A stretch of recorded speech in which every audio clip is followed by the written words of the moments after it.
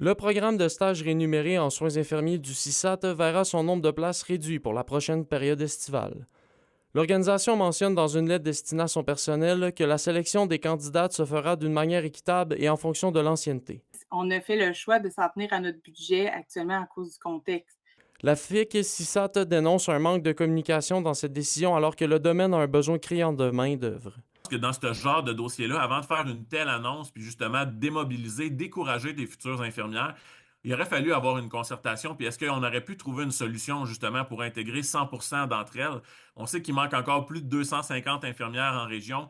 Donc, à un moment donné, je pense qu'on n'a pas le luxe de perdre une seule future infirmière. Il faut toujours réfléchir avant de prendre une telle décision. Et j'ai l'impression qu'en ce moment, les colonnes de chiffres sont plus importantes dans le ici et maintenant que d'une vision long terme. C'est une formule qui est formatée par l'Ordre des infirmières.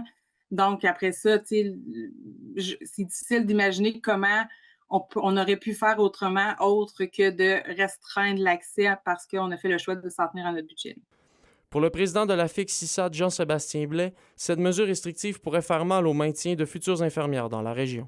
Principale crainte face à cette annonce-là, c'est que, par exemple, une externe qui ne sera pas choisie et qui ne pourra pas faire son stage rémunéré déciderait d'aller travailler chez un autre employeur, déciderait peut-être d'aller dans les Laurentides, d'aller dans la grande région de Montréal pour pouvoir aller faire cet externe-là, ou même peut-être qu'elle va décider à la fin de son cours, étant donné que vous ne m'avez pas choisi pour faire le stage, mais je veux plus rester en Abitibi-Témiscamingue.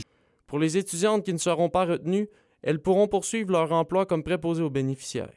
Oui, on leur offre un emploi, on leur dit vous pouvez travailler comme préposé aux bénéficiaires, mais il faut comprendre que c'est pas de l'expérience comme future infirmière qu'elles vont acquérir en faisant ça. Sur la cinquantaine de candidats admissibles au programme de stage, seulement 20 seront retenus pour en faire partie.